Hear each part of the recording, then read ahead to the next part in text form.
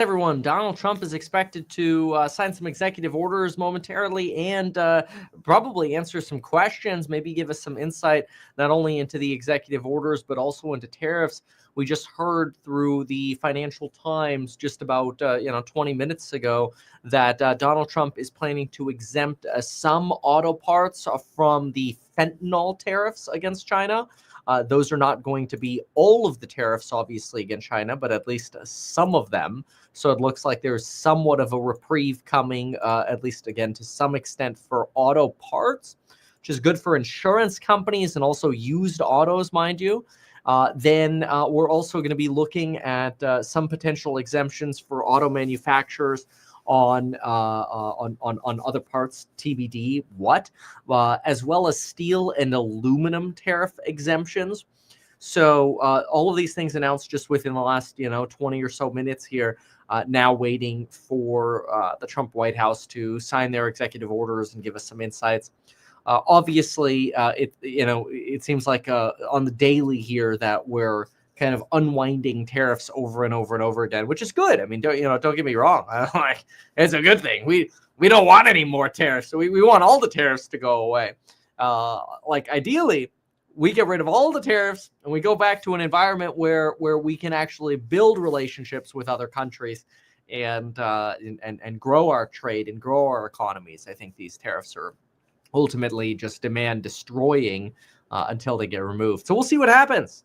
There's a lot of talk right now of suppliers like Walmart and Amazon suppliers hoarding product in Canada, waiting for the tariffs to go away so people can move Chinese product in. So we'll see what happens. Let me see what the breaking news is. Bouncing ball through the course of the day and a little bit confusing in terms of where exactly these trade talks are actually standing right now. Here's how the day unfolded. Earlier today, we had Treasury Secretary Bessent talking to reporters and saying that there were no talks yet. He said that the talks would have to start at a lower level and then ultimately they would work their way up to the principal level between Xi Jinping and Donald Trump. But there was also no time frame for that. Then later, President Trump came out here on the North Lawn. He had an impromptu gaggle with reporters. He was asked if there are active talks. He said active. Everything's active. So that seemed to imply that there were active talks with the Chinese. Not clear what level that's happening at. So I went into the West Wing and spoke to Caroline Leavitt, the White House press secretary. She sort of sorted it out by saying that what Bessent was talking about was this idea that there were no talks yet between Xi Jinping and the President of the United States. And what the President of the United States was talking about was just talks in general that were active. She said that there are staff level talks between the two countries that are going on now. So but talks happen all the time. They don't necessarily have to be about trade either. Still waiting for the Trump briefing to start. Of the details of those talks. Meanwhile, Melissa, we are expecting to hear from the president any moment now in the Oval Office. Reporters have just been invited in with cameras. He might make a statement. He might not. We're going to stay on top of that. Probably will. Eamon, the response from the Chinese didn't seem to be that thankful. Should I say? They seem to be a little bit angry about the tone that the president was taking. Yeah, I mean, the Chinese foreign minister putting out a statement that was retweeted, I guess you would say, by the Chinese embassy here in the U.S., accusing the United States of trying to blackmail China and saying this is no way to cut a deal. If the United States truly does want a deal, this kind of rhetoric and this kind of action is not the way to do it. So you're kind of left in this limbo, Melissa, which is, does the United States have to walk back the tariffs in order to even get trade talks to start with the Chinese? And the White House is saying the president is not going to do anything unilaterally like that. So if you need to bring the tariffs down to start talks, the White House is saying we're not going to do that. So that means talks aren't going to start. But the White House is saying they're open to talks. So you're kind of left in a bit of a box in terms of where things are going from here. And you're going to need some kind of diplomatic breakthrough to move the needle on this. And right now, we don't see, any indication that that's happening. Yep. Eamon, thank you. Keep us posted. Eamon Javers. Yeah, exactly. So keep in mind, the Trump admin is expected to, discuss not only the executive orders that they're planning on signing here, but probably some form of commentary. Hopefully on these auto tariffs that are being at least reported as partially lifted. We want fewer tariffs. This is a good thing. So we'll see. We've got the White House stream is not up yet, though, as we just heard from CNBC, it looks like they brought some cameras in. And so we're just on standby now for this to begin. It's not unusual for Trump to be about 5 to 10 minutes behind on the schedule for getting this started. That just, is sort of the MO. And that'll begin any moment now. So as soon as it does, we'll hop on over. In the meantime, we were having a lot of trouble today rejecting the 460 level on the Qs, multiple rejections on Tesla at 258, not uncommon lines at all. So if you're trying to trade these moves, these are really important lines. I think you ought to honestly have like on your Webull charts or whatever it is you're using. So 258 to 260, really tough line for Tesla to get through. When it does get through it, it can be pretty powerful to the upside. But those are some pretty strong resistance levels that certainly I'd be paying attention to if you were trading them. CoreWeave did get above 40 as we expected it would. It's sitting right now. What do we have? CoreWeave is sitting at 42 right now. So just waiting for that event to begin here any moment now. We'll see this from. We'll see the cameras all head over to the Trump White House. Also, worth looking. I just threw this together here just to make it a little easier to look at. So this morning I threw together what you just sort of screenshots from some of the things that we were talking about in the Alpha report. And what I wrote today is I wrote little upside, not much upside left. Not trying to be a dirty bear, just saying most of the upside's already priced in. QQQ likely rejects 460 and settles down. Tesla likely bid up by retail, now rejecting 258 in the pre-market. And so I expect some fade coming in the day. And, obviously that's what we saw. We saw the 460 reject. We saw Tesla reject 258 multiple times. And you can kind of see, we've been doing these sort of alpha, no Trump yet, doing these alpha reports every day. Like yesterday, Tuesday's alpha report snapshot, Palantir usually goes 5% on the day on green days, up 2.3 now. Coin's likely to bounce, CoreWeave's likely to bounce. And if you look at where I sent those alerts, it's pretty remarkable on all of them here. Coin, CoreWeave, you can see the red arrow where the alert went out. Palantir, all three of those were called. And then, of course, here was Monday where I talked about rejecting at the 439 line. And it's literally what we did right here. So if you want those, make sure you're part of the Meet Kevin membership over at meetkevin.com. Okay, that said, waiting now still for Trump to come on out. We've got the streams up.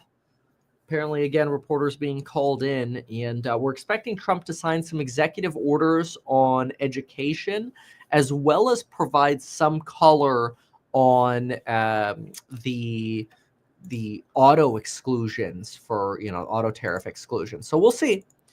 Standing by for that now. Let's see here. We'll keep this up and going here.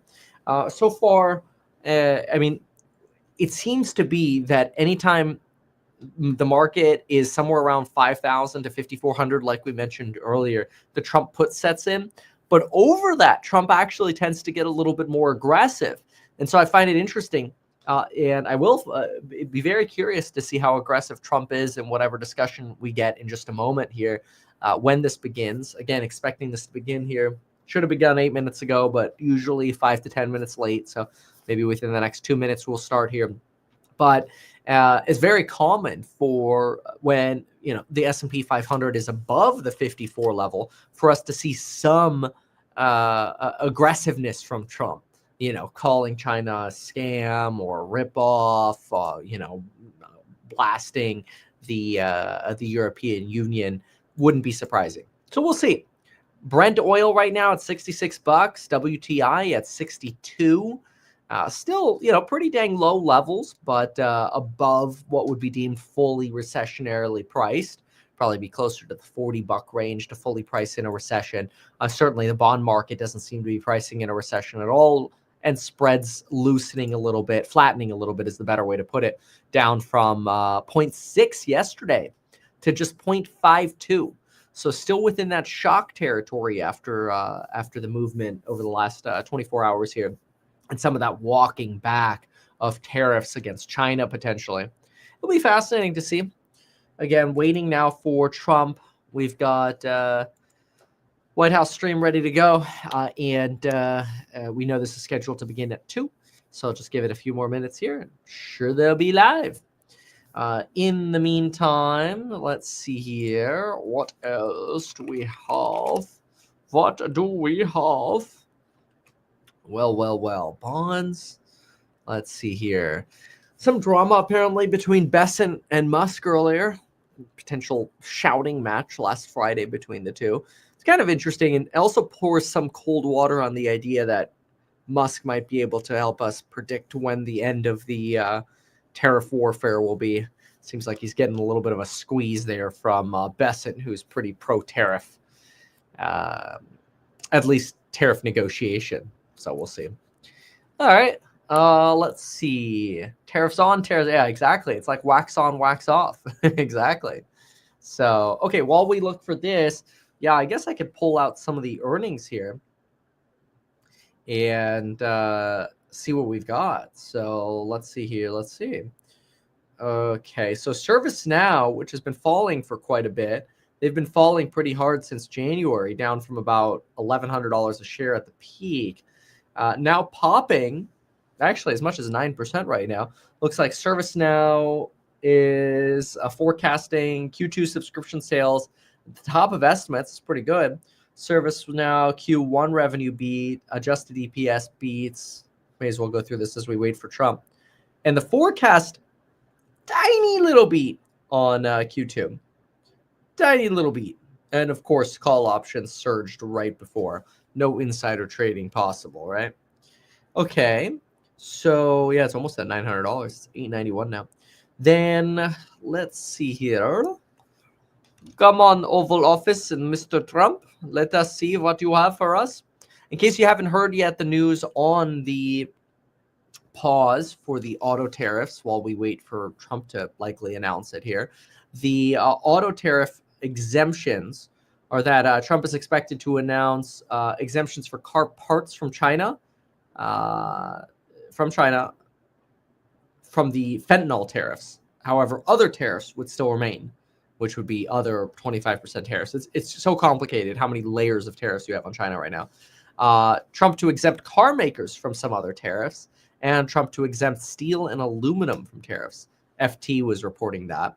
So again, nice to see some walking back of this. Still waiting though here for the Trump admin to go live on this press briefing they have, an executive order signing. Nobody knows Trump showing up to his own event. Okay, there's another stream I could look at which shows that nothing's happening right now, but might be entertaining. Yeah, no. Okay. There's a Hill stream that kind of just shows you some reporters waiting for Trump. So it looks like everybody's just on standby right now for Trump. Kind of a funny little angle here. Yeah, that is in contrast to this right here. It looks like this is actually going to be outside, like just outside the Oval Office is where they're all gathering. Okay. President Trump to sign executive orders. I hear a door now. Oh. Somebody's yapping. Oh, they're waiting to come in. Okay, they're coming into the Oval Office. All right, they're all walking in. Let's go. Looks like we're getting closer. We're getting closer. This is kind of a funny little angle we get here. Live view of them just walking the cameras into the Oval Office. It's actually kind of funny.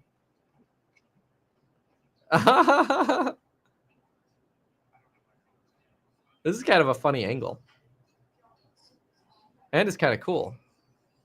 So we'll get the actual stream here in just a sec up. Yeah, look at that. Right on in. It's kind of cool. I'm going to pull that up on the computer, then I don't have to hold it. But because I have the official White House stream up, but the official White House stream right now is just will begin shortly, so it's kind of boring. They're not showing all the behind the scenes, but I kind of want to see the behind the scenes. So I'm going to pull it up. All right. Cool. have it up in just a sec here. It's getting noisy in that room. Okay, give me one sec. And there we go. Up, volume. Okay, here we go. Okay. They came out better than me. There They he came is. out looking good. If I had that look, I would have been. Yeah, zoom in, baby. 20 years Zoom ago, in. I wouldn't have had to wait so long. You know, you look great, fellas. But we have many of them. I didn't even realize it. 20 years ago, I wouldn't have had to wait so long. You know, you look great, fellas. But we have many of them. Couple I didn't audio even realize sources it here. at the time, but I visited many of you in the hospital. They did an incredible job. The doctors are absolutely unbelievable, the job they do. So we were having a little meeting, and at the same time, we're signing some very important legislation, what will become legislation. And right now, it's an executive order Yeah, there is a difference. having to do mostly with education. And we have our Secretary of Education, Linda McMahon, who's been so incredible over the last few weeks. I've been watching her on television. I'd like to tell her she could do better, but she can't. She can't do any better. So I want to thank you, Linda. Fantastic. And we also have Commerce, and we have Labor with us today. And you have been, thank you Commerce. very much. And Howard, thank you very much. And we'll take some questions after we're finished. Maybe I'll ask Will to step forward, and you can go through some of these. Good, they're going to do questions. Will, two very talented lawyers, as you all know by now. Thank you, Mr. And President. we'll go through them. And Linda, why don't you come over here? In fact, why don't the three of you come over here? We also have a special guest with us today. He doesn't care. Oh, that's right. Annette Albright, where is Annette? Annette Albright, Charlotte Mecklenburg school teacher, very special one. Thank you very much. It's a great honor to have you. Get all sorts of awards for talent. That's good. Thank you very much for being with us. Appreciate it. Thank you. Okay, please. Sir, the first executive order we have prepared for your attention, there are currently laws on the books requiring certain disclosures of universities when they accept large foreign gifts. We believe that certain universities, including, for example, Harvard, have routinely violated this law, and this law has not been effectively enforced. So this executive order charges your departments and agencies with enforcing the laws on the books with respect to foreign gifts to American universities. Okay, thank you. Thank you very much. We'll put it right here. Next for you, sir, university accreditation is currently a process controlled by a number of third-party organizations. That's by statute, by law. Many of those third-party accreditors have relied on sort of woke ideology to accredit universities instead of accrediting based on merit and performance. This executive order affects a number of changes to the university accreditation process, also applies to law schools and other sort of graduate programs. But the basic idea is to force accreditation to be focused on the merit and the actual results that these universities are providing, as opposed to how woke these universities have gotten. So we're setting up new accreditation pathways. We're charging the Department of Education to really look holistically at this accreditation mess and hopefully make it much better. Will we look into the past people that they've taken? For instance, I hear all about certain great schools, and then we read where they're going to teach people basic math that we could all do very easily, but they can't do. They're, going to the top school, and they come out with a program of teaching basic math to somebody that got into a Harvard or a Princeton or a Yale. Is that part of this? When universities are not performing appropriately, whether that's in admissions or whether that's in their actual instructional activities, that's certainly something that accreditors should be considering, that right now we believe they're not doing a good enough job of. And I think Secretary McMahon could probably speak to that What better than about I that, could. Linda? So they're allowing people into school that can't do math, and yet kids who've worked really hard and number one in their class in a high school someplace in New Jersey or in Mississippi, they can't get into the best schools. What is that all about? Yeah, and I think that gets to your policy, sir, of meritocracy, that we should be looking at those who have real merit to get in, and we have to look harder at those universities that aren't enforcing that. Okay, thank you. And this pretty much does it, right? Yes, sir. Thank you. Dude, come on, Trump. He doesn't know what these policies he's actually signing are. And he's like, oh, okay, is this gonna do this? It's like, oh, this is merit based. Oh, okay, so this will do that? Yes, sir. Okay. I mean, in fairness, I'm a big fan of So during your first considering administration, outcomes. Okay, accreditation considering outcomes a good thing. colleges and universities, HBCUs, a major priority. This executive order takes existing law on HBCUs and brings it into effect. We're going to be setting up a White House initiative on HBCUs. The basic idea here is making sure that every aspect of your administration is working to ensure that HBCUs are able to do their job as effectively and as efficiently as possible.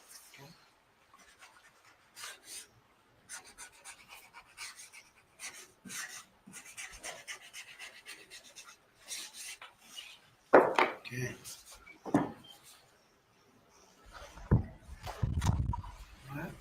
This next executive order relates to artificial intelligence education, sir. You've obviously done a lot in the artificial intelligence space already. The basic idea of this executive order is to ensure that we properly train the workforce of the future by ensuring that school children, young Americans are adequately trained in AI tools so that they can be competitive in the economy years from now into the future as AI becomes a bigger and bigger deal. That's a big deal because AI is where it seems to be at.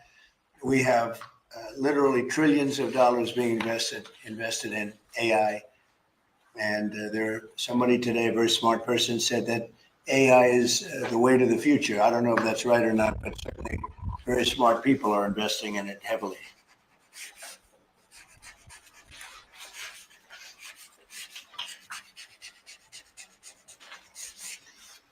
Good.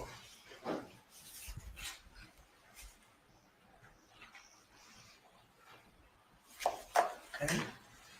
Next year, we have an executive order on workforce development. This executive order is going to charge numerous departments and agencies within the government to reshape the way that we do workforce development. One example from the executive order, for instance, we're looking to get the total number of apprenticeships, new apprenticeships, up to 1 million in the country to ensure that in critical jobs areas, in areas where we currently don't have enough trained workers, that we're recreating that pipeline to ensure that, particularly as we onshore industrial jobs and new industries, that those industries have the workforce they need to be competitive globally. Right. Very important. And this is the EO that we're all here working together. And in a way, this is like a training center, right, for what we're trying to do, which is jobs and great salaries. These are great salaries too.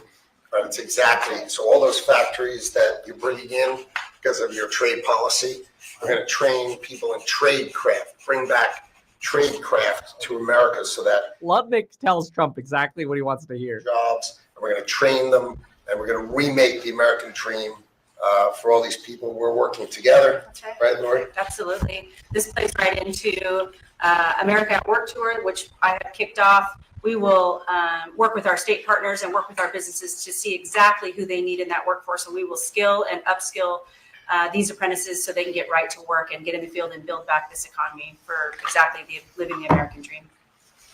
Yeah. Thank you, sir. Thank you, Mr. President. Next year, we have an executive order on school discipline policies. Under, I believe it was the Biden administration, first Obama and then Biden, the Department of Justice issued guidance that made it almost impossible for schools to enforce adequate disciplinary policies.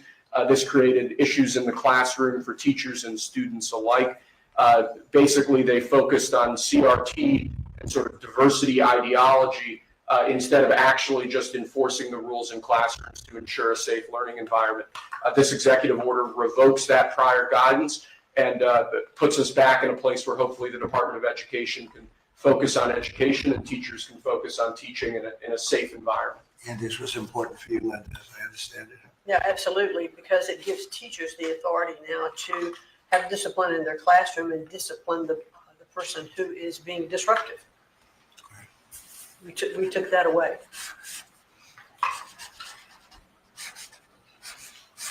We're going to have to read the details on some of these. Okay.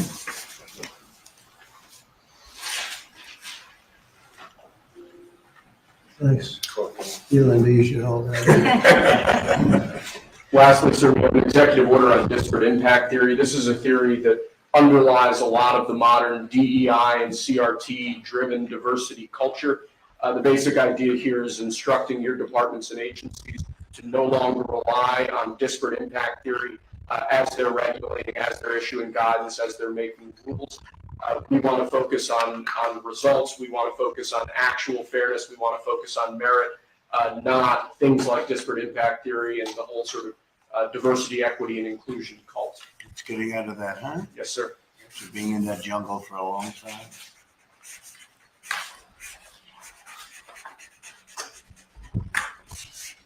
Okay.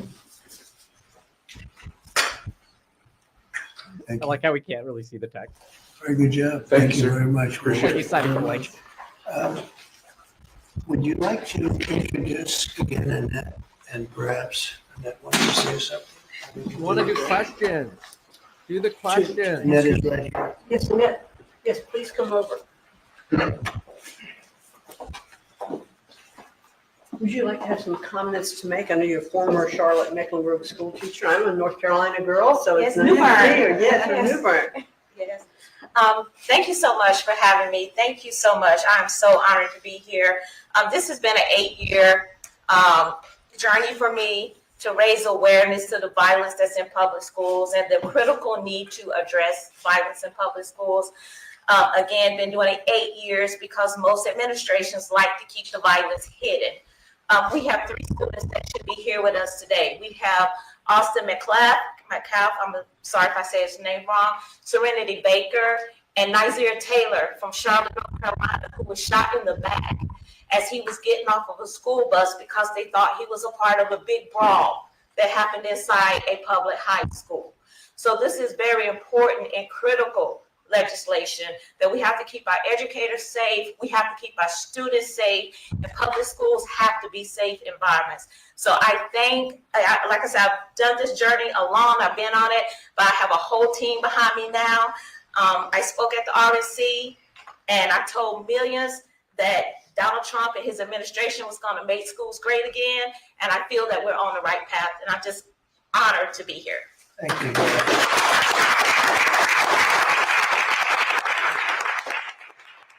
That was loud. Our great vets that are with us, and is it okay if I give her one? What do you think? Thank you so much. I Thank you appreciate it. very Thank you. much. Thank you. What an honor. Great job. Could I ask Sarah to speak, Gerardo? Yes, sir. Thank you. Tell us a little bit about these great gentlemen. These heroes, Mr. President, are extraordinary. This is my husband, Michael, and so many of our dear, dear friends who are here today.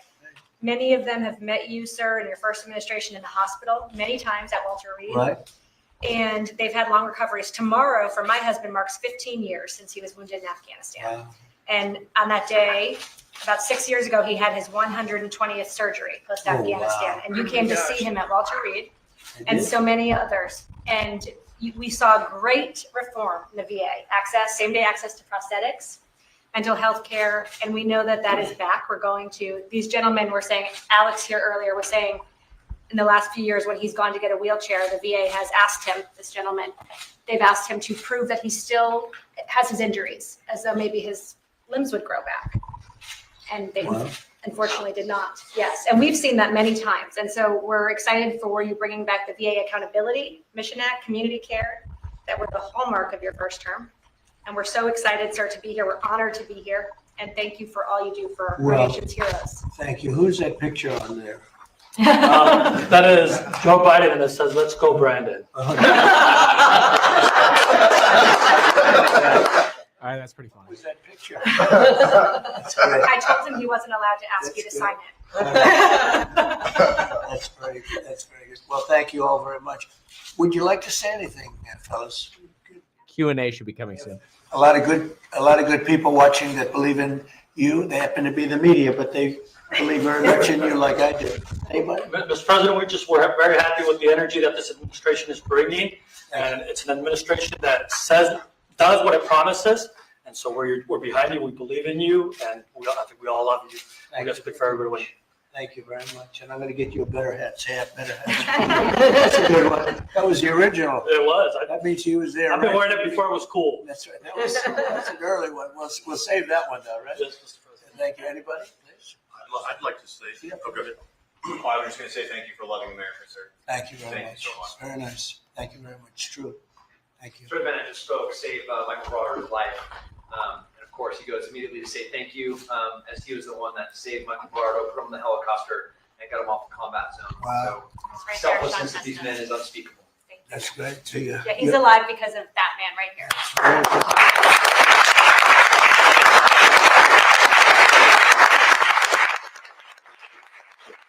Well, these are amazing people, great heroes. So that's really great. Anybody else? Yes, I'd like to say it was an honor to serve. You were worth it. This country's worth it. And it's because of what Christ paid for. Thank you. And we have a spirit that people haven't seen in many years, at least 5. They haven't seen. I think even then, because we've been through so much for the last 4 years together, it was so bad. It was so bad what they've done to the borders, what they've done all over the place. And it's really an honor to be with you, all of you. Incredible. And I'm going to give you these coins. And I think you're going to really like them. I think they're the best. These are the best coins. You have your choice.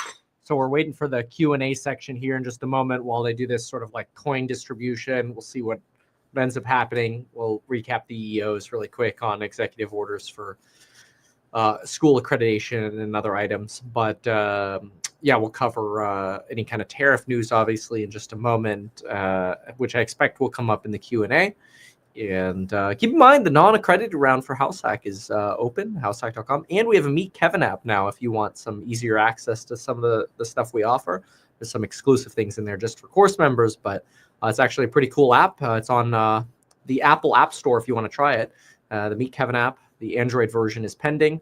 That'll be approved soon. And there's a cool little task app you could use in there too with deprioritizing tasks or prioritizing them. It's kind of cool. Anyway. Yeah, it's a free app, by the way. Just waiting for them to finish this coin distribution, and then we get the Q&A with the reporters, and that's where it gets entertaining. So the Q&A with the reporters is always the fun part. That's the part we always wait for. So we'll be excited about that. Well, it's been an honor, and now people say it routinely. Yep. They don't even think about the other. They say it routinely. That's been a great honor for me. Okay. Take a gold, please. Okay.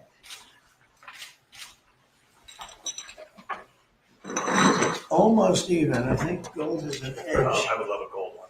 Thank you so much. I think the gold it picked up at the end, right? So you're all okay? That's good. So I want to thank you very much, and especially that's a great story. Q&A, please. Q&A. What do you think of a guy like that? Pretty good. They actually have we all served together. Wow.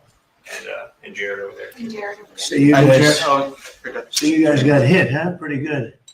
You got hit. Pretty good. Amazing. We're in a Amazing. pretty tough area in Kandahar, in the Arkansas River Valley. Right, it's outside tough. Kandahar. Their unit had a more than 50% Purple Heart rate, sir, Wow. in 2010. You deserve it. You deserve that and more. We appreciate it so much. Great, really brave, brilliant people. Thank you very much.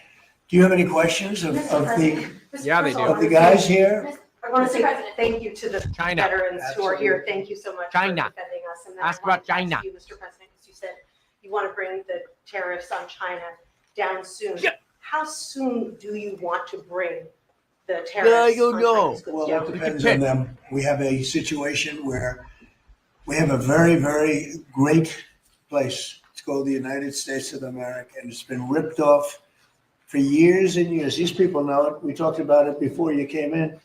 We've been ripped off by every country in the world practically, and friend and foe. And we're not doing that anymore. So what's happened is Howard, how many countries have we spoken to already? 90. And they all want to make deals, and we're going to make deals, but they're going to be fair deals. They're not going to be rip-off deals. And, we were losing almost $5 billion a year. No country can do that. And now we have it down almost to even, maybe even better than even. because of the tariffs on cars and aluminum and steel. We have tariffs 25% on cars, aluminum, and steel. There's a rush to build new steel plants, a rush to build new aluminum plants, and a biggest rush I've ever seen, that we've ever seen, to build car plants. We have like 11 of them or something, big ones, where you guys maybe work. Maybe you won't want to work, you'll do something else instead of that. But if you like cars, you'd like to work on one of these plants, the biggest plants in the world. 3 of them have left Mexico before construction started, 1 of them during construction. And they're coming to this country. They're coming back. Don't forget, and we get along great with Mexico, but Mexico took 32% of our car building business. So it's amazing what's happened. Remember this number, anywhere from $3 to $5 billion a day. That's not $1 million, that's $1 billion a day. Nobody can even imagine it. And that's what we were losing. And, hence we have $36 trillion in debt and everything else. And in the end, I think what's going to happen is we're going to have great deals. And by the way, if we don't have a deal with a company or a country, we're going to set the tariff. We just set the tariff. It's something that we think that will happen, I'd say, over the next couple of weeks. What do you say? I think so. Over the next 2-3 weeks, we'll be setting the number. For and China. We're going to pick, could be for China too, could be for China. Well, we're dealing with almost all of them. Too many to fully deal with, but we're going to be fair to them. But we're dealing with a lot of countries right now, and could be with China, but maybe we'll make a special, a deal, and we'll see what it will be. Right now, it's 145%. That's very high. It got there because of the fentanyl. They're sending, massive amounts of fentanyl into our country and killing a lot of people, probably 200,000 plus a year, wiping them out. You probably all have friends that were killed. Somebody was killed in your family or your friends with fentanyl, and somehow it's made almost exclusively in China. And as you know, we essentially taxed them 10 and then another 10. We also taxed Mexico 25 and we taxed Canada 25. And that's the kind of money that's what's pouring into our country right now. And it's gotten us down from losing $3 to $5 billion a day to actually making money, but breaking even, let's say, but we're going to make a lot of money.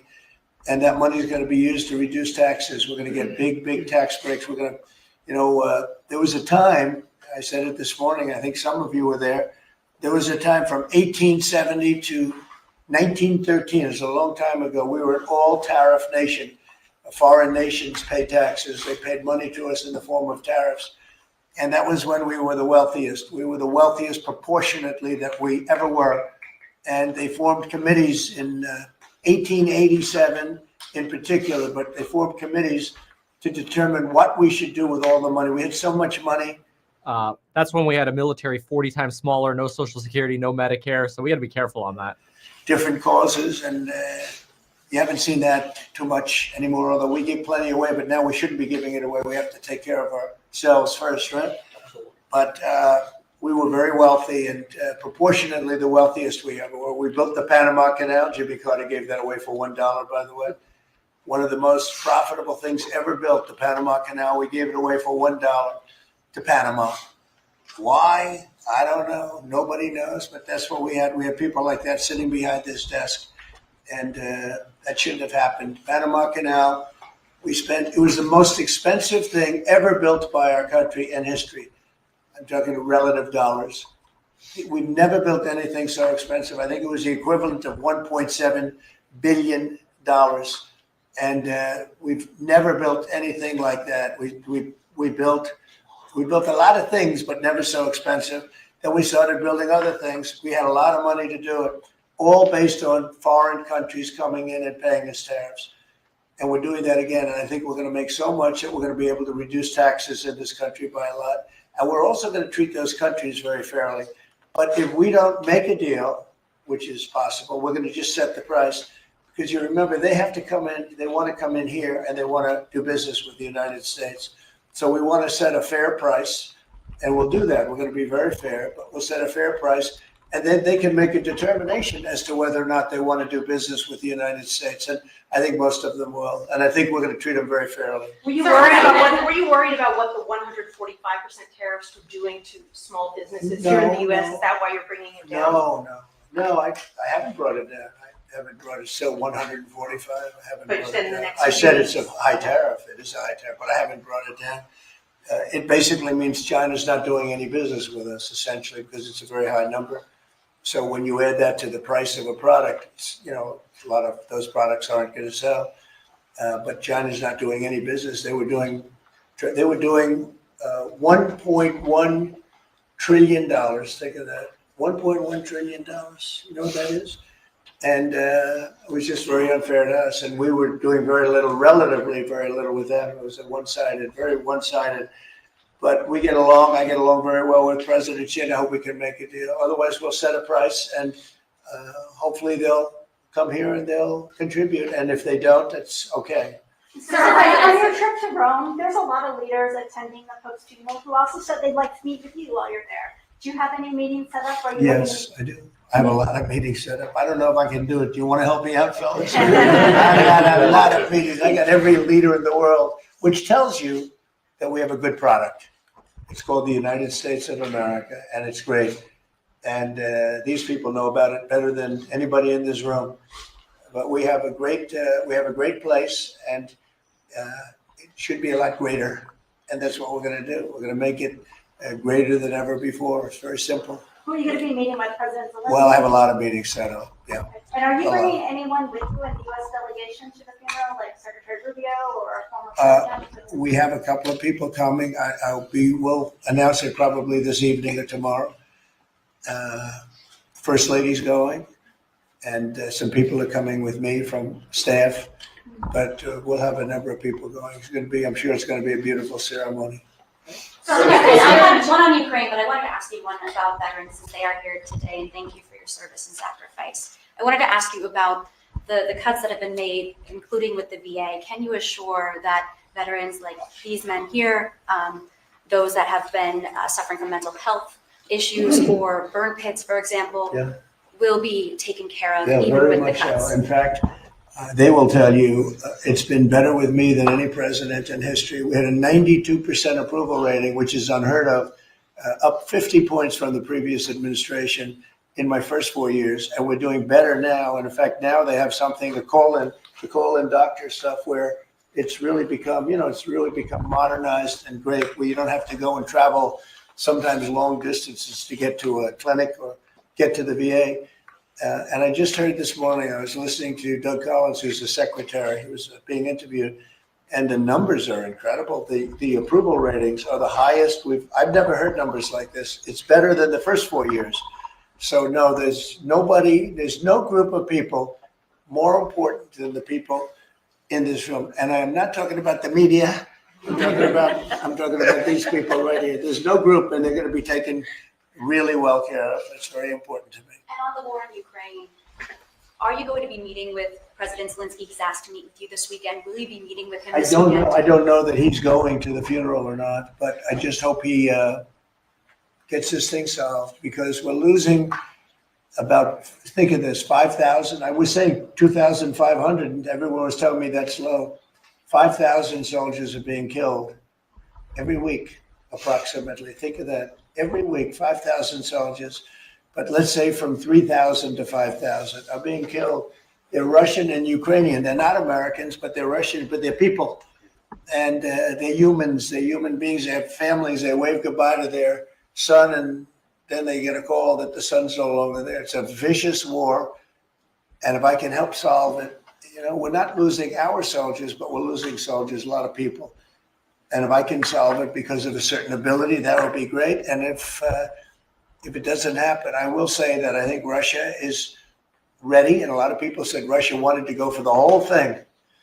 And I think we have a deal with Russia. We have to get a deal with Zelensky. And I hope that Zelensky, I thought it might be easier to deal with Zelensky. So far, it's been harder, but that's okay. It's all right. But I think we have a deal with both. I hope they do it, because I'm looking to save. And, we spend a lot of money, but this is about a lot of humanity. This is the worst. I get the pictures, the satellite pictures. I've never seen anything like it. of the fields after some of these battles. It's horrible that it's going for nothing. We would have never had this problem. You would have never had that war if I were president. I guarantee you that. And for 4 years, you didn't have it. Are you going to meet with Vladimir Putin? Are Please. you going to meet with Vladimir Putin? I will be meeting in with Saudi Arabia? It's possible, but most likely not. I think we'll meet with him shortly thereafter. What is this President, report going to present to the Federal Reserve Yep. Chairman Please. Jerome Powell, during the Biden administration in the campaign, with inflation raging, he lowered interest rates 2 times. Now, with 2 consecutive months of inflation being down, all economic theory you learn in the 8th grade says it's time to cut rates when inflation is down. He's not done that. Have you had any direct conversation with him? This reporter is feeding his ego. I might call him. I haven't called him, but I believe he's making a mistake by not lowering interest rates. And I think as well as we're doing, we'd do much better. He's keeping rates too high. He historically has been late, except when it came to Biden.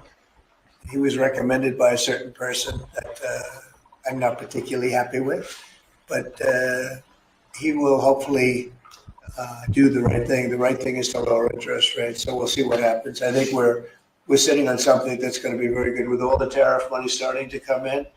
Our country is going to be doing really well. And, hopefully we don't have inflation. Groceries are down. When I first came in, people were there. They hit me with the first day that I was president. Somebody started screaming at me that eggs are up. I said, I just got here. And in the first week, they were going crazy. You remember that, Linda? They were going crazy. They're saying egg prices are too. I said, I'm here for 1 week. Just leave me alone. This is the fake news.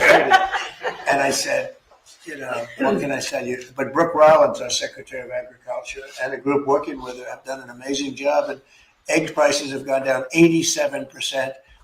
Energy now is down $65 a barrel. They have some energy selling gasoline for less than $2 in a couple of states. Alabama, a couple of great states, but all over the country, it's way down from what it was 6 months ago, 3 months ago. And that has a lot to do with the Recession. war, Recession. When Biden allowed energy to skyrocket, it just skyrocketed. It was out of control. Russia made a lot more money because they make their money on energy. And I kept saying, he supposedly wants to end the war, but he lets energy go out of control. Well, I've gotten it. We are drilling like crazy right now, and we have it down to $65 a barrel. It went up to almost $100 a barrel. And at that number, Putin and Russia made a lot of money. So I think one of the reasons, I think he has a certain respect for me, but one of the big reasons is oil prices are down. I think this is a good time to get the war settled. Thank you. Just one more question. Thank you for that question. For those of us that live here in the district, you said when you came in, you were going to make Washington, D.C. great again. Right.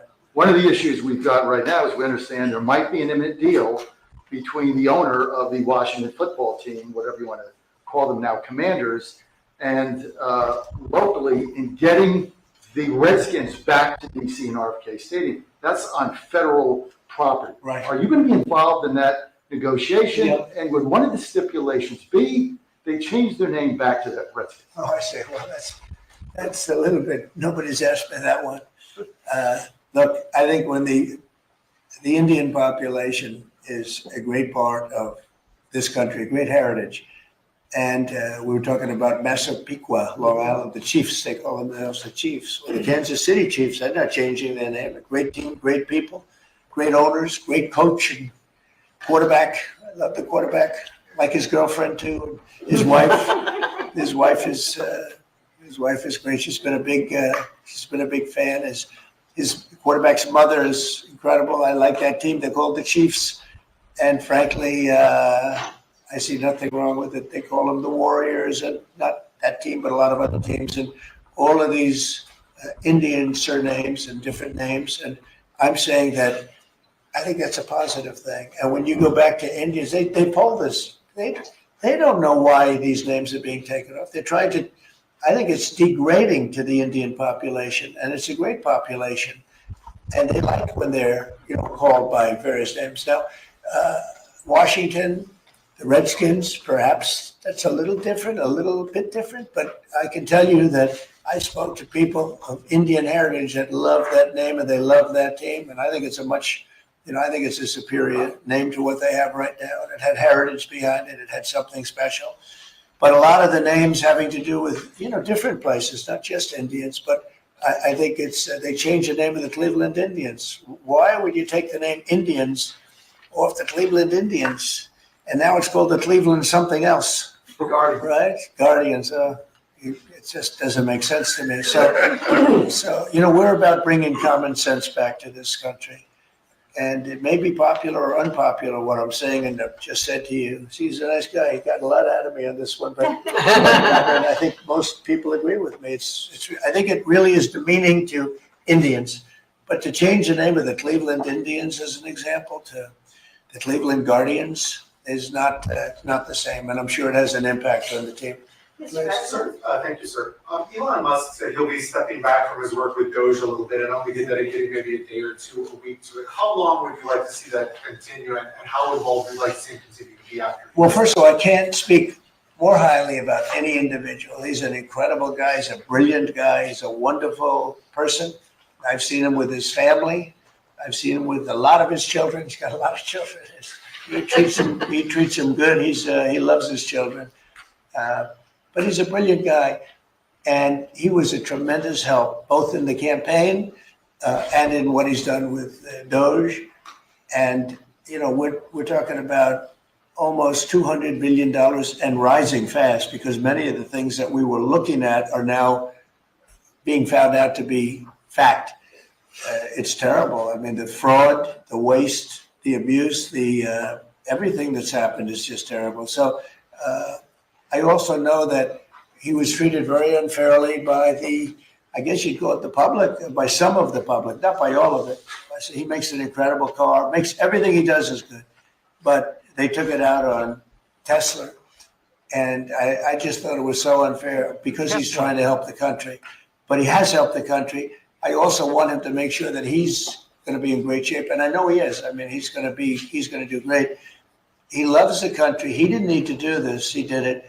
And I told him, I said, whenever you're ready, I'd like to keep him for a long time, but whenever you're ready, he's an exceptional guy. When you see those rockets go up and come back and land in the same gantry, nobody else can do that but this man. So he's just an incredible person, and he's a friend of mine, and he's a nice person too. He's a very nice person. He really helped the country, saved us a lot of money. And I heard him say that he'll start easing, he was always at this time going to ease out. And when he goes back to Tesla, that'll be taken care of. It's artificial. These were sick people that thought they were doing something. He's a great patriot, and it shouldn't be the way, that should never have happened to him. And I will tell you right now, he makes a great product. It's a great car. It's great everything. Starlink is great. What he does is good. He's doing medical things that are amazing.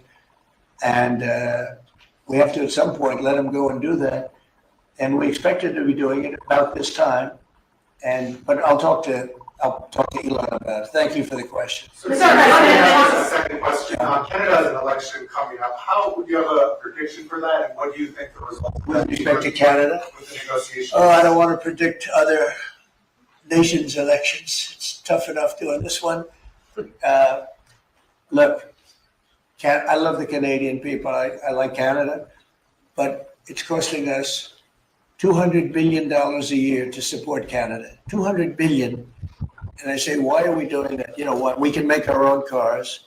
We have more energy than they do. We have more energy than anybody in the world. We don't need their lumber, obviously. We have more lumber. We have a lot of lumber. We have a lot of everything that they sell us. But in particular cars, they took a large percentage of the car making, and I want to bring it back to this country. I really don't want cars from Canada. So when I put tariffs on Canada, they're paying 25%, but that could go up in terms of cars. When we put tariffs on, all we're doing is we're saying we don't want your cars in all due respect. We want really to make our own cars, which is what we're doing in record numbers now. You know, we're going to be at record levels in a very near future because of all the plants, the car plants that are being built. And I'd rather see them made in Michigan and made in South Carolina made in different states.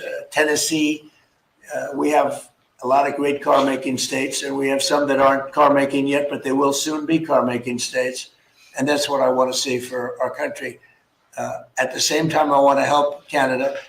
I have spoken to the current Prime Minister.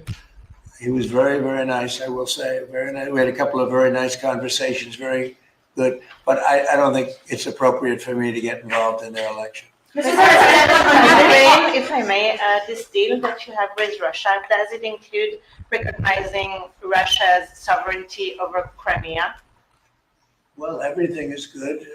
Look, I just want to see the war end. I don't care. As long, if they're both happy, they both sign an agreement.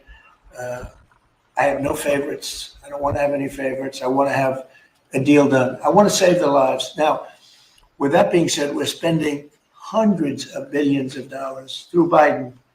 Biden should have never let that war happen. We're spending hundreds of billions, maybe $350 billion we've given to Ukraine. And we could use that money right here. So I'd like to see that. But most importantly right now is when I see the pictures, the satellite pictures of the battlefield, if I can stop that because of an ability I have to do things, I want to see if I can do that. Mr. President, on tariffs, you just mentioned that 25% could go up on cars in terms of Canada. Does that mean that you're considering changes to the auto tariffs and auto parts? No, we're not considering it now, but at some point it could go up, yeah, because again, we don't really want Canada to make cars for us, to put it bluntly. We want to make our own cars, and we're now equipped to do that. They took a lot of our car business. Mexico, too, took a lot of our car business. We want to make the cars here. I'm running this country. I'm not running Canada. And that's why I asked Trudeau, who I call Governor Trudeau affectionately, but I asked him, why are we spending $200 billion to support Canada, to subsidize Canada? And he was unable to answer the question. I mean, why are we doing that?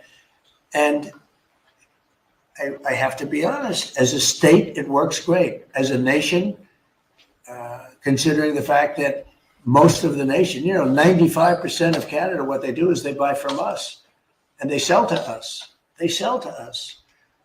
If we didn't buy their oil, and we don't need their oil. We have more oil than anyone, but we don't need their oil. We don't need their lumber. We don't need their cars. We don't need anything. So I said, why are we doing this? Why are we spending $200 billion? It doesn't make sense. If we needed something, that would be a different subject. So I'm working well with Canada. We're doing very well. We're working on a deal. We'll see what happens. But again, why, representing this country, why are we spending $200 billion to support and subsidize another country? Because if they didn't have us, and if we didn't spend that money, as Trudeau told me, they would cease to exist. He said that to me. They would cease to exist, which is true, certainly as a country. On tourism, there's been a steep drop off in international travel to the United States. It was down 12% last month, down even more from Western Europe. Why do you think that there are fewer people suddenly who want to travel to the United States? Well, that could be a little, there's a little nationalism there, I guess, perhaps. It's not a big deal, but, with the dollar being where it is, because, China would always fight for having a low dollar. Japan would always fight for having a low dollar, meaning a low yen, or in the case of China, the yuan. They'd always want to have, I'd speak to President Xi a lot. I'd say it's unfair that your yuan is so low. I'd call up a great man, Prime Minister Abe, great man, Shinzo, who was unfortunately assassinated. And I used to tell you, he was a good friend of mine. I used to say, Shinzo, you can't let your yen go down. It makes it very hard for us to sell tractors. It makes it very hard for us to get tourism. And our dollar is a little bit on the low side. And that means that a lot of tourism is going to come in. But I could see a little bit of nationalism at work. And I could see it likewise with us, not wanting to go to certain countries. But that will work out very Do easily. you think some people are scared to come here because they hear the stories of tourists who are detained for a few days or even a week or two? No, we treat our tourists great. We're the tourism capital of the world. There's no place like this. And there may be a little bit of nationalism, but I doubt it. I actually doubt it. Yeah. Mr. President, has there been any direct contact between the U.S. and China trade at all? Yeah, of course. And Every day. every day. And then secondly, would you support a millionaire tax? I think it would be very disruptive because a lot of the millionaires would leave the country. You know, in the old days, they left states. They go from one state to the other. Now with transportation so quick and so easy, they leave countries. You'll lose a lot of money if you do that. That would, and other countries that have done it have lost a lot of people. They lose their wealthy people. That would be bad because the wealthy people pay the tax. Okay? So how did the talks today go in London? Do you think that the asks from Ukraine and I think they went well. I mean, you know, we got to get two strong people, two smart people to agree. And as soon as they agree, the killing will stop. But yeah, I think they went well. Pretty well. So Mr. President, we understand that you, your economic team, many of them are here today, J.D. Vance, has negotiated what's called a monster trade deal with India, like biggest one ever. Can you share with us what some of the framework of that might be? You said England. India. India? India. Oh. Muslim. They're not very complicated, these deals. It's about the tariffs. India charges almost more than any other country in the world. And believe it or not, we do very little business with India, other than the fact that I like the Prime Minister very much. He's a friend of mine. He was here 2 weeks ago, as you know. And we stood right outside, did a news conference. Unfortunately, the grass was very wet. It was very hard for people to stand on the grass. They got their shoes all ruined. But other than that, it was a very good news conference. And he's a great guy. But we do very little business. You know why? Because their tariffs are so high. They have among the highest tariffs, higher than China. They have among the highest tariffs in the world. And I understand they're going to reduce those tariffs. But it's really sort of their problem, not ours. We do very, very little purchasing in India because and selling. We do very little selling. I mean, Harley Davidson, I said, how are you doing in India? This is about 6 years ago. They came to lunch as a great American company. They make the motorcycles. And I said, how are you doing in India, as an example? Well, we don't do any business there. Why? Because the tariffs are too high. I said, that's interesting. Well, what are you going to do? He said, well, we're going to build a plant in India. And that's what they did. I don't want that to happen. They were forced to build a plant. Well, essentially what we're doing is the same thing. Remember, there's no tariff when they build their plant here. And everybody wants to build because they don't want, and the higher the tariffs go, the more likely it is they come in and build a plant, you know. I mean, if it's 25%, that's fine. If it's 50%, you'll get more plants. 75, you get more. At 100, you get more than that. And they're all coming in at numbers that I don't think, Howard, there's ever been numbers like we've seen. Never. $7-8 trillion worth in 2 months. Because it took me a month to get started, in all fairness. But in 2 months, we did this, and now we're coming up on 100 days, first 100 days, and I think we're going to be close to $8 trillion. There was never any president that did even a tiny percentage of that. Okay, any other questions? Sure. One of the deals signed by your 100-day mark, and China is saying that we're threatening and blackmailing them into a deal. What would be your response? Well, I mean, China, look, I have great relationships in China with President Xi in particular, but China has been charging us massive tariffs for many years. That's one of the reasons they were able to steal so many of our companies. They took our companies out of America and they built their plants in China. And one of those things, so now we're reversing it, but at levels that nobody's ever seen before. No, we're going to get along great with China. I have no doubt about it. Thank you very much, everybody. Thank you. Thank you. All right, I'll do a summary here of all of this. If you want, by the way, an alpha version of the, well, it's more like a beta version. It doesn't really matter. Of the Meet Kevin app. Check it out. You can kind of see like news I post there and some pretty cool stuff. You know what? When I do the little summary video here, I'll break down some of the cool things that we have in here and some of the cool things that you can do with it. But it's in the Apple App Store right now, and it's pending approval by the Android one. So anyway, all right, let's do a summary of everything that we just heard here. which was entertaining. It just took me about 20 seconds to get ready for it, but I don't know if I would characterize it as very productive. If anything, it kind of made me feel like Donald Trump is really addicted to tariffs. That's just sort of the vibe I get. He's just like, oh, I gotta have more tariffs. I got a lot of tariffs, but man, the more tariffs I get, it just feels better. More tariffs, baby. It really feels addicted to tariffs. So that's why I say I find it entertaining. Anyway, all right. So a little bit of a summary of what we got here. Let's break this down. And yeah. Okay. All right. Here we go. So Donald Trump just broke down a Q&A session where his head is in regards to tariffs when it comes to other countries, including China.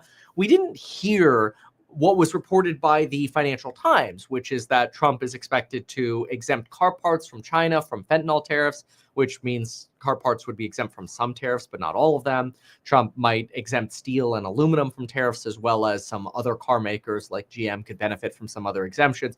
We didn't actually hear anything about that, but we did hear a lot around Donald Trump's mentality when it comes to tariffs, and then, of course, the education executive orders, which I'll go through all of that in a moment.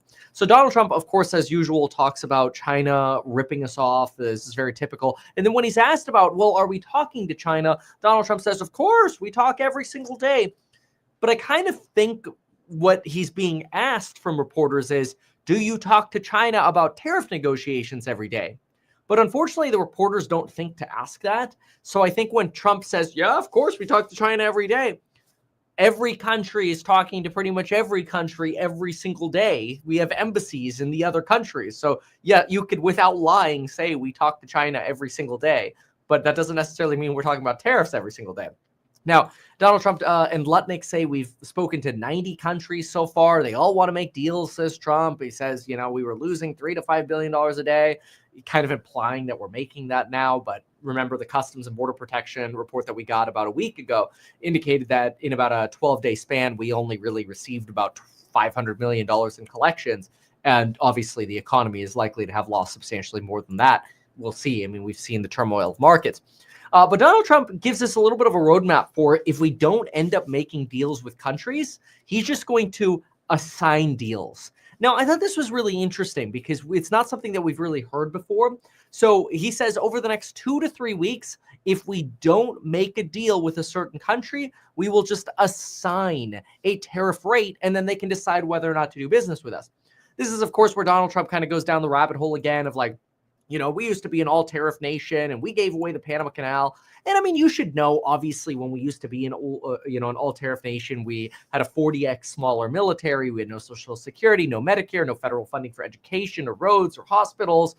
When we gave away the Panama Canal, it was actually a treaty that the country of Panama would take over the defense for it, so we didn't have to spend our military money defending the Panama Canal.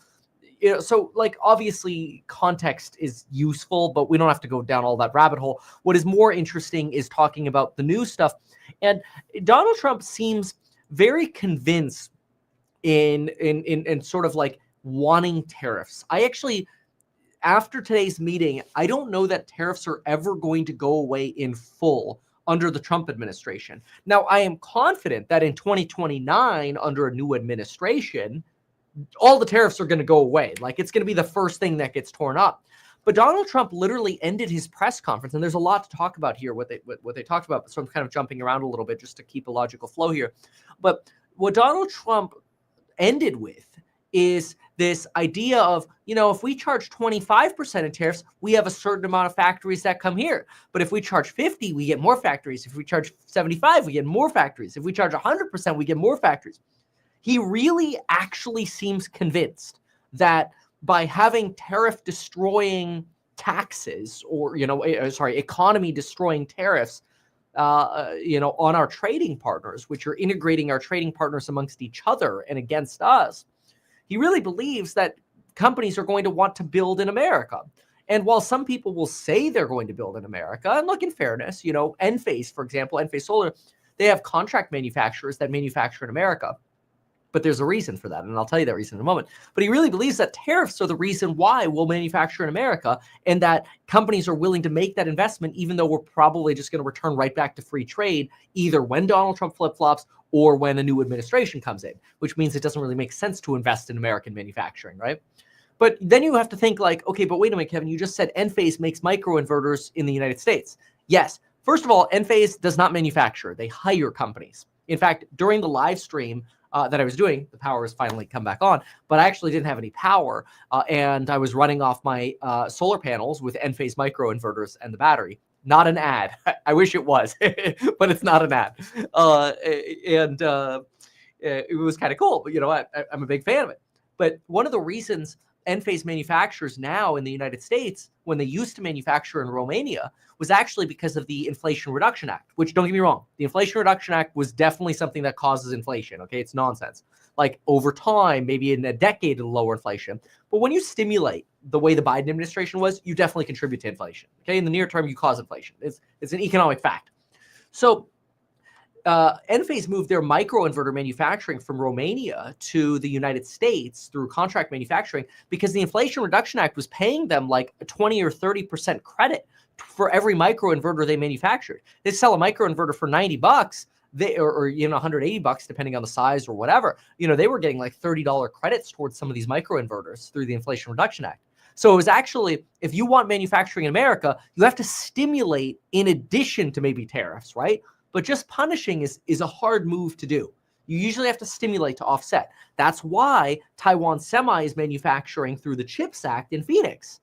Now, Donald Trump takes credit for it, but, and trust me, I'm not trying to give credit to Biden because we know Biden wasn't really running the country, but it was the stimulus of the CHIPS Act free money, the free $4.6 billion that got TSMC here. So I'm not convinced that the threat of tariffs will actually bring manufacturing here, especially since tariffs are not likely to be permanent. But I'm concerned because I hear Donald Trump, like in his conversations, very clearly like, well, the more we have tariffs, the more we're going to have manufacturing here. And I think it's delusional. Okay, well, that's my opinion. So I just want you to have that perspective. You might have a different opinion, right? So some other things that we heard during the press conference, Germany's Bundesbank said that Germany might suffer a, quote, slight recession this year. Mind you, every economist always says it's going to be a slight recession, and that ends up being really bad. Look at any recession and the history of any recession that's ever happened. It always starts as a slight recession. It's crazy. Donald Trump was asked about the millionaire tax, and he kind of shuts it down. He's like, well, if we tax millionaires, they might leave. People used to leave states. Now they leave countries. Okay. I mean, that's probably a good point. He's kind of making the reference to high taxes in California on millionaires, leave some of them to leave, right? Anyway. Then you get Donald Trump was asked about J.D. Vance potentially announcing a monster trade deal with India. This was really interesting because the first thing that Trump says is, India charges us more than any other country. And, we do very little business with India anyway. Oh, okay. So I guess the monster trade deal maybe doesn't matter that much. I thought that was interesting because that was an opportunity, I feel like, for him to kind of like talk up the trade negotiations that they were having with India. And then he actually kind of talked down those negotiations that J.D. Vance is potentially involved in. Who knows at this point, right? It'd be nice to actually have an announced trade deal because I do think once we get one of the first trade deals, it'll start laying the framework for future trade deals. And this is good. And I think after this meeting, there's a reason why we started seeing futures come down a little bit, just because it just wasn't as, deal announcing as people hoped. Now, there was a lot of talk about education executive orders, and we'll talk about that in just a moment. But we do also have to talk about tariffs with Canada and Mexico, which came up. That said, I want to show you something really quick. It's cool and it's totally free, and we created it. Check this out. It's the Meet Kevin app. We're pending approval in the Android App Store, and we are in the Apple App Store. But what we did is we actually built in a to-do list the way I like to-do lists. So, for example, if I want to go in here and deprioritize my coffee because I'm still live, I can actually just swipe and deprioritize, and that goes to the bottom of my checklist, which is kind of cool. And see if I want to categorize things, I can kind of move them under different categories if I want. For example, here's a task I got to do: pitch free Meet Kevin app. Hey, that's what we're doing right now. And then I can complete that task, which I kind of think is pretty cool. So you could use that for free. That's in the Meet Kevin app as well. You can decide what kind of notifications you want, whether you want video notifications or what color theme you want, which is nice. Or you can kind of get some of the summary news that I do. So it's kind of cool. It's in the Apple App Store. It's totally free. Go check it out. There are some things that are course member only, like the Alpha Report, which, this morning, for example, where I said, hey, I think today's going to be a fade day. And sure enough, it was. It's kind of cool. So we're building that into the app just to make it a little easier and nicer user experience for folks. So people really seem to like that so far. It's still in the beta, though, so we're open to your feedback. Anyway, back to tariffs here. Talk about 25% tariffs on cars on Canada. Donald Trump suggested that at some point that could go up, which is weird because now he did say it's not being considered at the moment, but he triples down on this idea of like, we really don't want Canada to make cars for us. Okay, we make great cars. Mexico took a lot of our car business too. We don't like it. We don't want their cars. We want our own cars. We can make our own cars. Our cars are great. We don't need them. Little does he seemed to recall that like the whole point of the USMCA was to integrate manufacturing between Mexico, the United States, and Canada. These really complicated supply chains were really built between the three countries here, thinking that we would have free trade. So a little complicated here. This comes, by the way, at the same time as there's now Amazon and Walmart seller hoarding of goods, mostly third-party seller goods, which, third-party sellers make up like 60% of sales on Amazon. A lot of them are shipping stuff in from China to Canada, and they're just waiting for the tariffs to go away. But it doesn't actually sound like there's any kind of real progress on Chinese negotiations. Flexport argued last week they saw a 50% increase in imports to Canada from China. Because people were warehousing it up in Canada, waiting to bring it in here. But, USMCA tracks country of origin. So you can't really bypass as easily as you might think. And keep in mind, we lost a lot of our manufacturing prowess, not just in the 70s through Nixon's price controls, but also through Reaganism and kind of in part the failure of unions to work with businesses. It could have been the failure of business leaders too. But, unions are pushing for higher wages, which of course could make America less competitive. And then it's really on business owners to have a productivity roadmap with the unions to keep America competitive and these businesses competitive. But that didn't happen. And this is how Japan really took over autos in the 80s and how unions and business owners today are just making American manufacturing less competitive. It's how we've lost our trade skills to some extent. And now we look at the UAW and they're doubling down on, Trump, you're doing great with protectionist tariffs. That helps union members today, but it actually hurts them long term. What we really should be looking at is how can we work together with stimulating trade school and new trade education, providing incentives for that, and then we can grow our manufacturing here. Now, speaking of education, Donald Trump did sign an executive order today. Honestly, I don't think he knew what any of the executive orders were because he gets a summary on them and then he just signs them.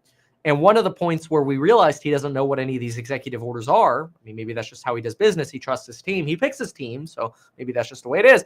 But there was one executive order that came across where, the staff were saying, hey, we're going to focus on university accreditation, forcing outcomes at schools, basically. Like, in other words, you were only going to be eligible for accreditation if your students are actually succeeding. This is great, by the way. I'm a big fan of that. Like, we should be evaluating schools for accreditation based on the success of the students. That's a good thing. But then Donald Trump gets into talking about how high schools aren't teaching math and people are getting into college without math. And like, hey, is this executive order going to solve that? And they're like, well, it's going to, require some merit evaluation for accreditation for schools. And Trump's like, oh, okay, so this covers this, right? And they're like, it's going to do great things. And he's like, all right. And then signs it. It's kind of like, all right, you didn't read any of these executive orders. Fine, whatever. Like, he picked his team, right? But let's be real. He didn't read any of these executive orders. So it wasn't a very wise display, in my opinion. But they're requiring, which has always been required, but they're re-clarifying that foreign donations to colleges like Harvard University have to be disclosed. They're opening up and easing how challenging it is to become an accreditor for a university. So in other words, there could be more competition for university accreditors. And this is called Trump's secret weapon. So that way, university accrediting agencies or companies or whatever could, potentially, I don't know, have different standards than other accreditors, mostly because some accreditation companies had been forcing DEI on schools. And that's one of the ways that Trump wants to sort of dilute those companies that are trying to force DEI. So there's an executive order for that, an executive order on historically Black colleges. We've got an executive order on workforce development and apprenticeships, some of what we were just talking about. Lutnick, of course, slides in here and is like, this is going to help us get jobs in with all your wonderful and great tariff policy, Mr. Trump. It's like, all right, okay, Mr. Slutnick, just tell Trump what he wants to hear, but it's not realistic, but it's okay. And then we get a little bit more on, hey, China's ripping us off and the tariffs are going to solve everything. All right. So that's really on tariffs and education. We got a little bit on Putin. Donald Trump's like, look, I don't care on the side here. I just want them to make a deal. I covered Ukraine a lot more this morning on what's being required of Ukraine and how Zelensky's pushing back and Trump is pissed off that Zelensky's pushing back. We didn't really hear anything new here other than that Trump wants to meet Putin at some point, but not soon. So it doesn't look like he's going to end up meeting Putin in Saudi Arabia as some were expecting that he might. So a lot of color there today on this. Also, if you were looking at the beige book at all, the beige book that came out from the Fed, honestly, I read it. Am I going to make a video on this? No. It's as generic as you could expect. Basically like, hey, uncertainty's up. Consumer spending still seems to be good. I guess we'll wait and see. That's kind of the situation with the Fed. Donald Trump did also chime in on the Fed suggesting, oh, well, J-Pow should cut rates. But then again, remember, the real impacts of this inflation are yet to be seen. So, yeah, that's that. So with that, go check out the Meet Kevin app on the Meet Kevin app store. And remember to check out House Hack. You get a 5% yield and you get upside in the stock and you get exposure diversification to real estate. We had a big inflow of funds yesterday from folks wanting to invest in House Hack and actually sending money to invest in House Hack. Mostly because I think every time we get these sort of like pop rallies where like we're finally coming off some of the lower levels, people are like, all right, perfect time for me to sell a little bit, diversify away from the rich valuations and get exposed into somebody who's going to, take this money and go buy wedge deal real estate. So it's kind of like you're getting diversification and insulation because, our goal is always buying below market anyway in real estate, which is obviously relatively easy to do for us because we've got systems around it. So anyway, learn more about that over at househack.com. Appreciate y'all being here. And yeah, that's all we got. So we'll see what happens tomorrow with markets and we'll keep tracking all this tariff news. Feel free to watch me update the news in the Meet Kevin app as well. I think that can be a nice way to sort of send little news updates to you as well. And you can customize the notifications the way you want them. And if you're Android, stay tuned. It's coming. It's totally free too. All right, folks, we'll see you soon. Bye.